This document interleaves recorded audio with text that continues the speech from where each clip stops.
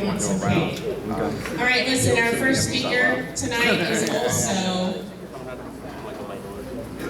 the man who owns the business that served our food and sponsored our food this evening, which was delicious, by the way. So I'd like to introduce Chris Sadler, Marine Corps veteran. The name of his business is Honor Cafe.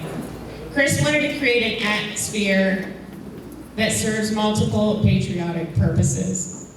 The founding idea behind their establishment was a place to enjoy great food with family or friends while celebrating the legacy of veterans throughout our great republic's history. At Honor Cafe, guests will discover extraordinary stories. Veterans can reminisce on their past glories, and together we can appreciate the sacrifices made to provide the lifestyle, which was Americans reap the benefits of every single day. Chris Sadler, please. You guys welcome Chris to the stage.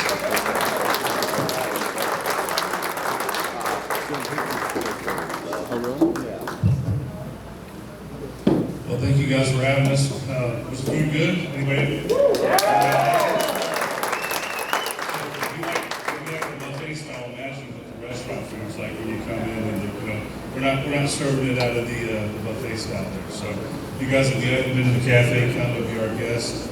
I want to thank all of you veterans out there for your service. First of all, thank you for what you've done for the country. Thank you for what you continue to do for our communities. Veterans go into the military because we have service heart, and that doesn't end when you ETS out of the military. Obviously, if you watch a veteran, the majority of the time will continue to serve for their life. Until they put them in a home, they're going to serve, right? So, appreciate what you guys do. Appreciate what you do in business, what you do for your communities. So, they want me to tell a little bit about myself. First of all, I want to take a little bit of time to talk about the chamber, the Veterans Chamber. I belong to 4 Chamber of Commerce. I own a couple of different businesses, and out of all the chambers I belong to, this is the only chamber that's ever done anything for me and for my business. So, it's a big deal. I was just talking to my friend Miss Liz from Goldman Sachs. We were talking about the chamber. She called. We were discussing the chamber a little bit. And I told her, I said, let me be as honest as I can be.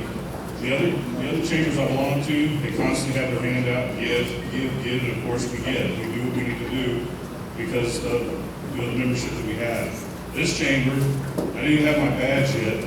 They wanted me to come down to my first event and be with the chambers, come be with us, and they said, by the way, can you provide the food for the event? Would you mind providing the food? I was like, fantastic, we'll handle it. So we provided the food. I got my badge that night, and ever since that time, everything they've done has been more than professional. And I've spoken to some large chambers that I'm not a member of, they've had me speak, and you get into this chamber, and I've got some person call me on the phone, and can you kind of just tell me your bio? Can you just, Henry sent me a form over a month ago that I just got back from him. Like, it was my fault that it was late, but I had a form where I could attach my bio, attach my logo. I mean, everything they do is top notch. They want to be there for you the same way that you're there for them, which is an incredible situation. So I'm going to take some of my time to talk about the chamber. Thank you guys for what you do. It's just such a breath of fresh air.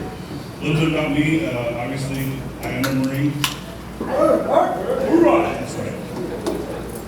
Let's do that again. Come on, one more time. That's good. Thank you, brothers and sisters.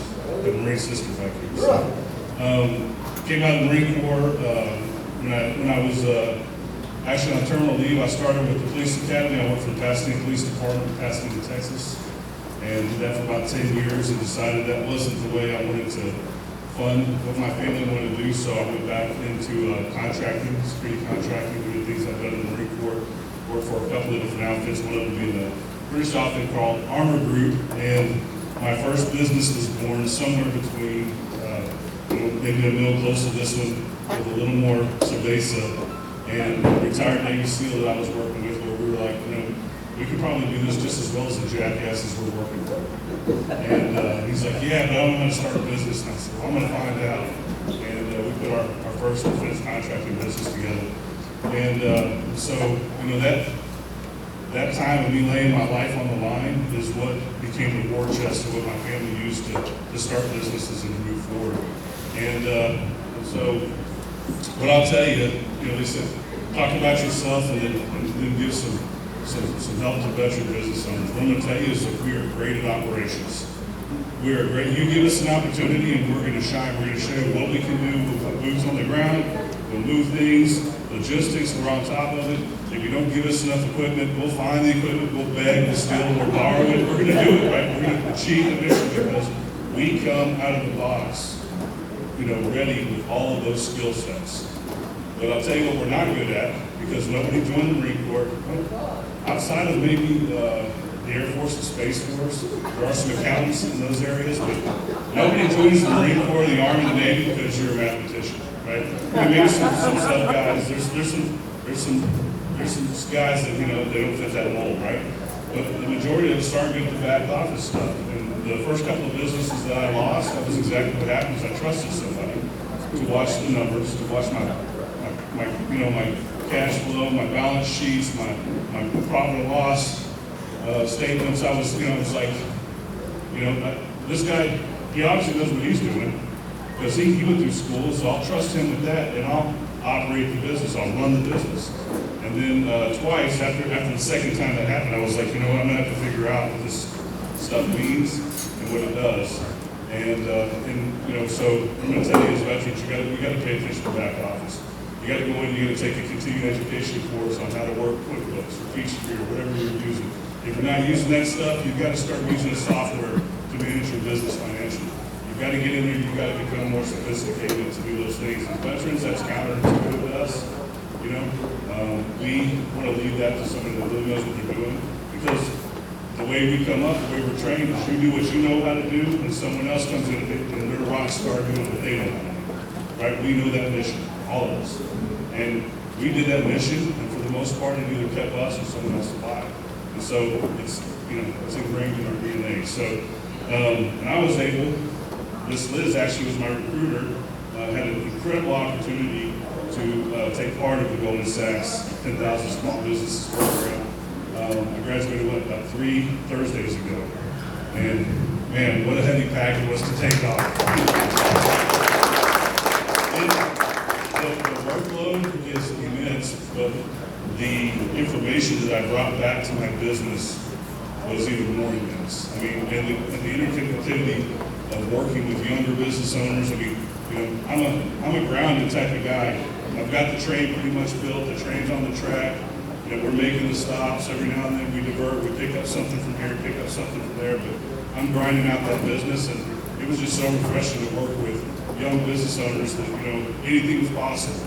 And of course I was careful not to tell them, hey, there's a world out there wearing golf shoes that is going to be looking for your soft spots. It's nonstop. And I don't want to ruin it for them. I wanted them to I just wanted to kind of bask in that.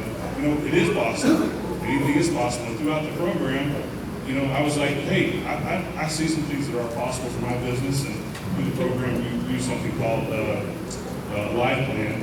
You take a growth opportunity and you put it into a life plan. You run it all the way through the modules, and at the end, they expect you to implement that in your business. And then they're already checking to see how my growth opportunity is working. So it's just an incredible opportunity. Ms. Liz, thanks for being here. Thanks for coming and recruiting me and for being a part of that, because my family thanks you, my business is thank you, my employees thank you. It has helped me on every level of business.